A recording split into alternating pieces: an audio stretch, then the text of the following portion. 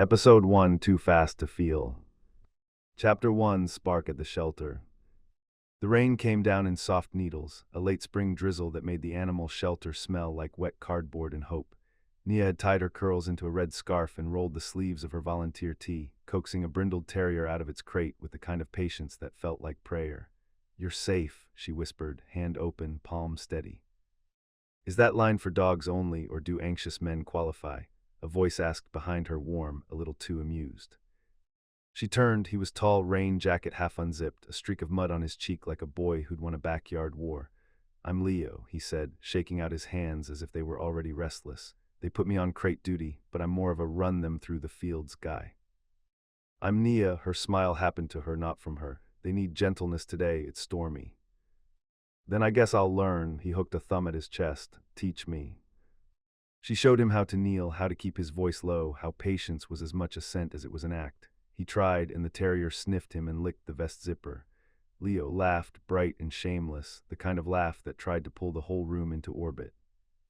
All afternoon he flirted like a campfire, quick sparks, easy heat. He told stories, cliff diving in Sardinia, getting lost on a volcano trail in Guatemala, the time he bought a scooter from a man named Tito and drove it until it died on a beach.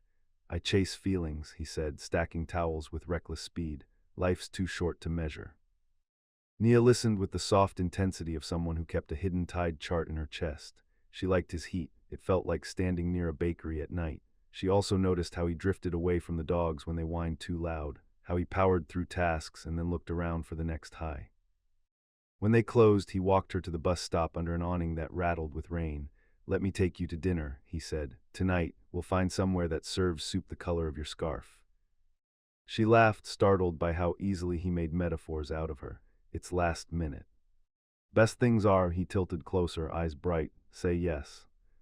She wasn't a yes-tonight person. She collected moments like seashells, turned them over, asked them questions, but the storm smelled like change. "Okay," she said, "dinner." They found a little place that felt like the inside of a candle, with fogged windows and a chalkboard menu. He talked and she unfolded. She asked and he leaned in. When he reached for her hand across the table, it felt like a promise he hadn't read yet. Later on the sidewalk, they hovered in that brief country between strangers and something else. He tucked a curl behind her ear and kissed her, not careful, not soft, but with an eager tenderness that surprised her. She let herself rise into it, the rain making everything feel awake. "Tomorrow," he said, breath fogging the air between them. "Let's drive to the coast, no plan, just wind." "Tomorrow," she echoed, feeling both thrilled and unsteadied. He grinned. "Too fast to feel is the only way to feel."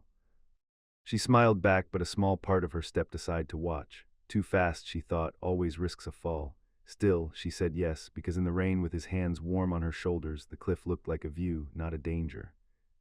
Chapter 2, Salt and Acceleration. They left before sunrise in Leo's dented hatchback, a paper bag of pastries bleeding butter through the bottom.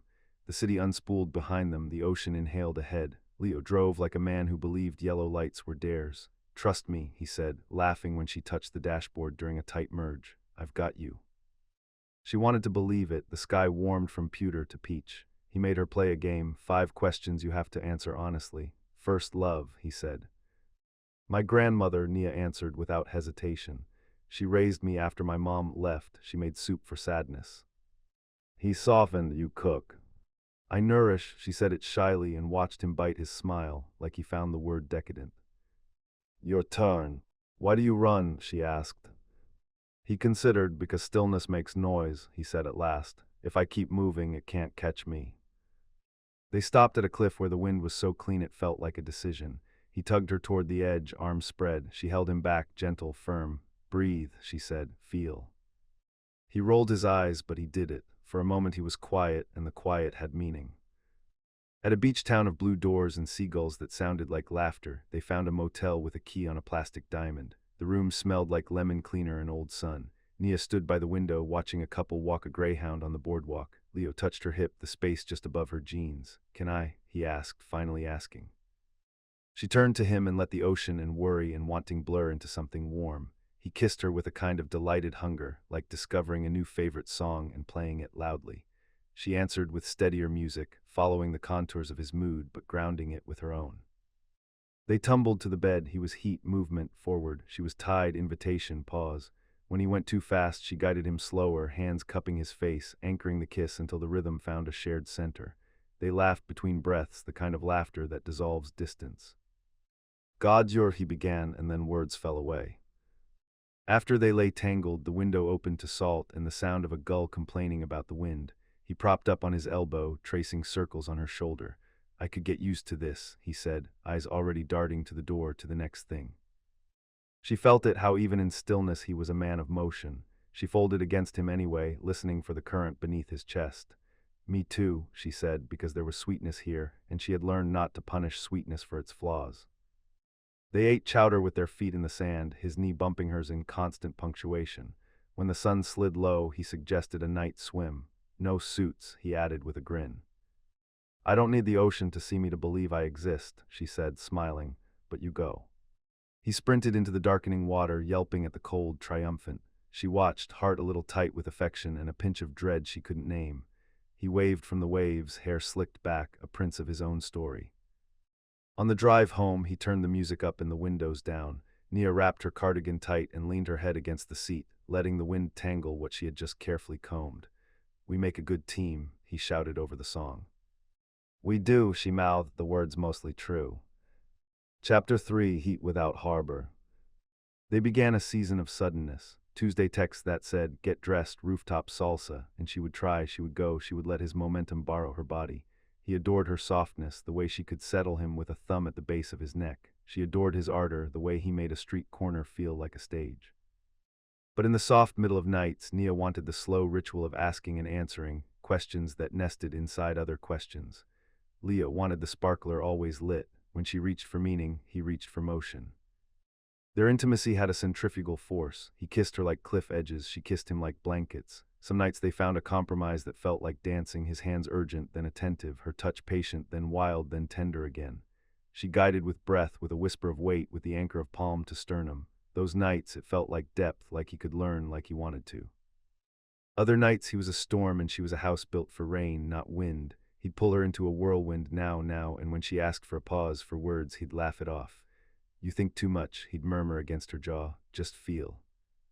She did feel, that was the problem. Feeling had always been her gift and her gravity. She made him breakfast with cardamom and honey and listened to his plans for motorcycle licenses and a pop-up dinner on a rooftop. He ate fast, kissed faster, and left his plate in the sink like the end of a scene.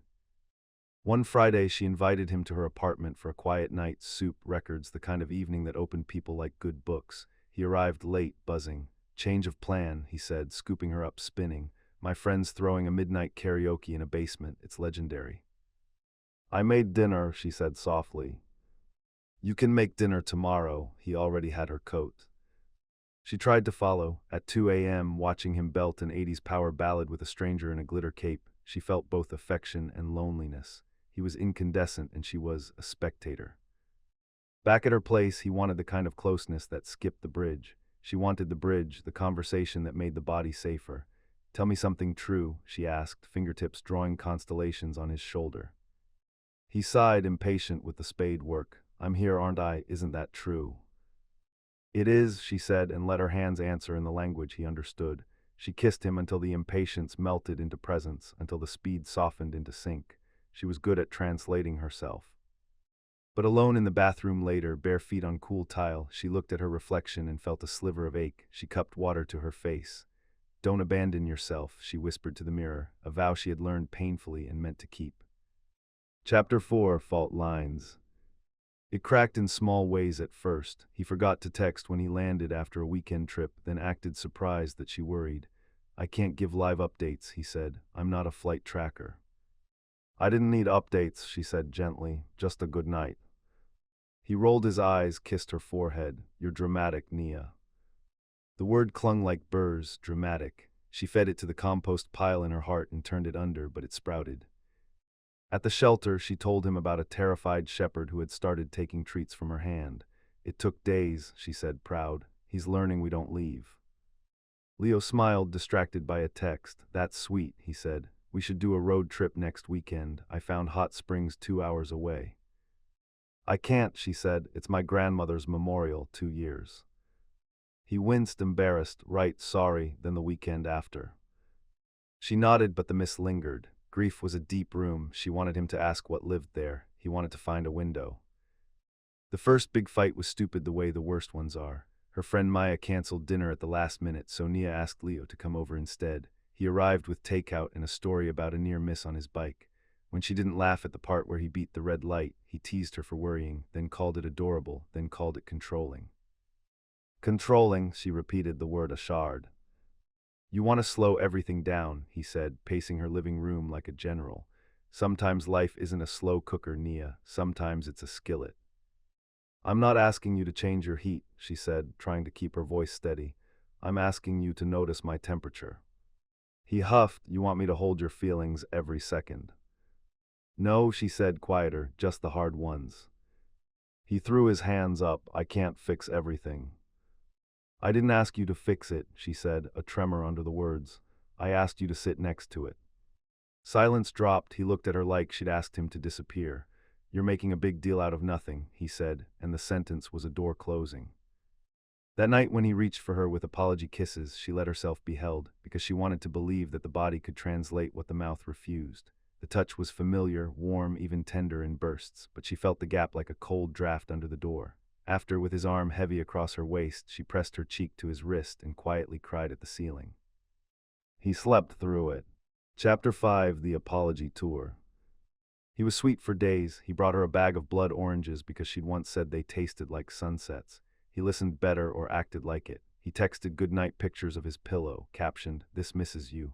He invited her to a dinner with his friends and introduced her as the woman who makes me consider slowing down. Her chest warmed at that, even as a flicker of doubt burned at the edges. Consider wasn't commitment, but it was a verb.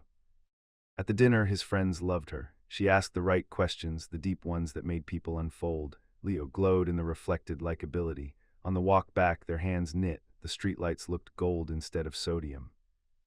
Back at his place, he let her lead. "Teach me," he murmured, and for a while he was a student. She showed him how to pause until the pause hummed, how to match the breath, how to let the wanting accumulate instead of spending it fast. It felt like progress. It felt like touch could be a book, and he had started to read instead of skim. They curled afterward in a rare stillness, the window cracked, the city quiet. "Tell me about your grandmother," he said into her hair. And she did. She told him about a woman who kept jars of soup in the freezer labeled for the hard days, who taught her that tenderness was not weakness but weather worth sheltering. She told him about the hospital room and the stubborn way grief sat on her chest afterward. He listened, or seemed to. He kissed her temple and said, "I love how much you love." It wasn't the question she wanted, but it was a hand held out across a gap. The next morning he woke before dawn to drive to the mountains with friends. "Come," he urged, bouncing on his toes. "I have a shift at the shelter," she said, smiling, and a heart that doesn't bend on 5 minutes' notice. He saluted, kissed her forehead, and left a coffee on her nightstand. For a moment, while steam rose and her sheets smelled like him, she believed they were learning each other's languages. By afternoon, he texted a photo from a ridge with the caption, "We're gods," and no service for hours after. When he returned to bars, there was no check-in, no home safe. She held her own boundaries like a blanket warm scoped around her. She didn't ask, she waited. At midnight he called, exhilarated, a little drunk on altitude and sun. "You should have been there," he said. "It was insane." "I'm glad you're safe," she said. He laughed. "Of course I'm safe, don't be." Dramatic, she finished for him and tasted iron where she'd bitten her tongue. Chapter 6: The Breaking Point. The second big fight wasn't stupid. It was about how love behaves inside fear. They were supposed to meet at the shelter to help with an intake of 6 rescues from a hoarding case. Nia arrived early with blankets, soft voices, patience. She texted him the address again. He replied with a fire emoji and then didn't show for an hour. When he burst in, cheeks wind-pinched, he kissed her quickly and jumped straight into hero mode, hauling crates loud and efficient. One dog panicked. He barked commands. The panic grew. Nia put her hand on the dog's chest and hummed, and the world shrank to a manageable size. "Slow," she told Leo, not unkind. "I am slow," he snapped. "This is me being slow." Later he apologized in the parking lot, palms up. "Work went long," he said. "Traffic was a disaster. Don't make this a referendum on me." "It's not," she said, tired and kind. "It's a referendum on us. When I'm scared or overwhelmed, I need a person who can sit with that. Not fix, not outrun. Sit." He paced, jaw set. "I can't carry your tears every time life pokes you." They're not weights, she said, voice unfraying. They're weather, bring a coat. He laughed once sharp, I don't want to live inside a storm. And I can't live on a cliff, she answered. Inside the car, the fight got hotter, the way small cars and big feelings produce steam. He said she catastrophized, she said he minimized, he said she parented, she said he fled. The words piled and toppled. She cried, finally, the quiet tears she hated because they made the world blurry. I'm telling you I'm hurting, she said, and you're grading the essay. He rubbed his face, swore softly, opened the door. I need air, he said, and left her there, engine ticking, seat belt light blinking a slow accusation. He walked around the block. She watched him go and understood something at last. Some people hear crying as a siren, some hear it as a song. He came back 10 minutes later, eyes still bright with unspent adrenaline. He kissed her quick. We good? He asked, already half turned toward motion. No, she said, the word a clean line. We're not. He stiffened, then softened performatively. Let's not do this. Let's go home. He reached for her. She held his hand, kissed his fingers. I need you to want my depth, not tolerate it. She let his hand go.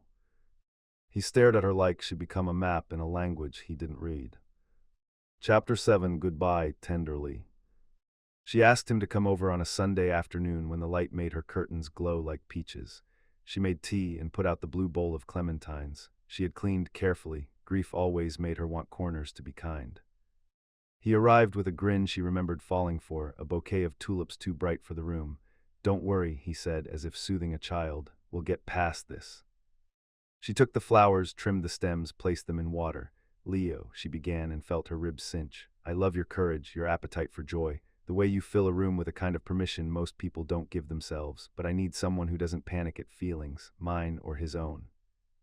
I don't panic, he said, voice climbing. I move. I know, she said, and I don't want to change you. I just can't keep abandoning myself to keep up. He paced, hands in his hair, tulips nodding behind him like witnesses. So what, this is it, because I don't narrate bedtime stories to your sadness. She flinched, then breathed, because when I say I'm scared, you sprint. When I say I'm hurt, you call me names, because you keep calling what I am too much when it's exactly what makes me me.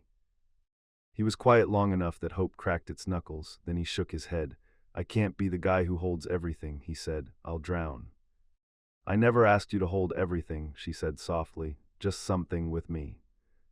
The silence that followed wasn't empty, it was full of two people not bending into shapes they'd resent. He looked at the door. She saw it happen, his whole body leaned toward leaving the way a plant leans toward sun.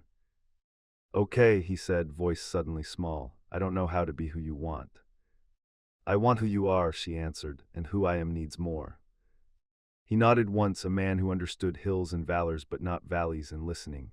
He kissed her forehead, she closed her eyes, let the tenderness land. You're going to be fine, he said, which was almost empathy and also not. After he left, she sat on the floor and let the needled quiet fill up with breath.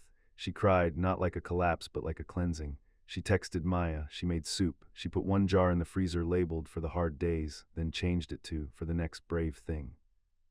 Chapter 8, After the Fire. The days that followed were both lighter and lonelier, like walking after carrying a backpack for a long time. At the shelter, the shepherd pressed his head into her hip and sighed, the kind of trust that feels like a cathedral. Nia took herself to the coast alone. She stood at the cliff and didn't go to the edge. She sat in the grass and ate a blood orange and thought about heat, about harbor. Maya came over with cherries and a deck of cards. He was a comet, Maya said. Comets are breathtaking. Comets don't stay. I wanted him to want to stay, Nia admitted, pitting cherry stones into a bowl.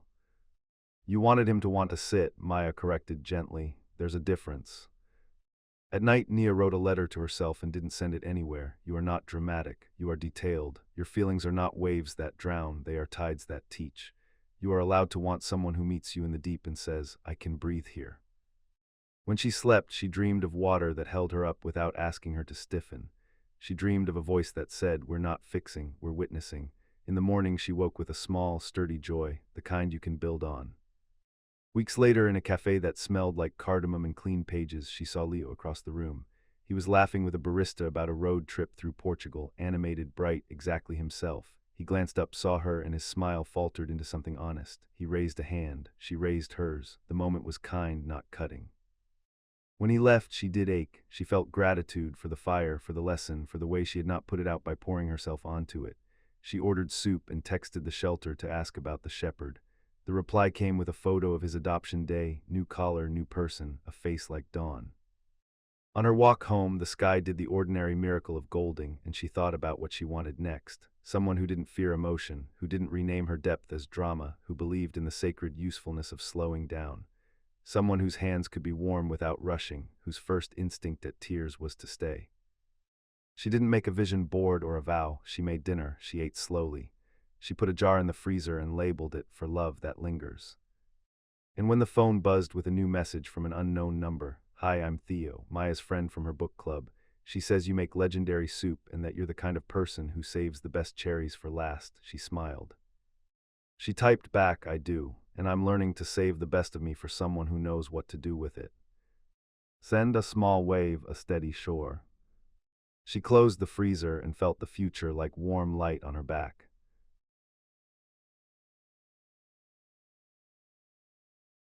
Like this video, subscribe, more stories like this are coming.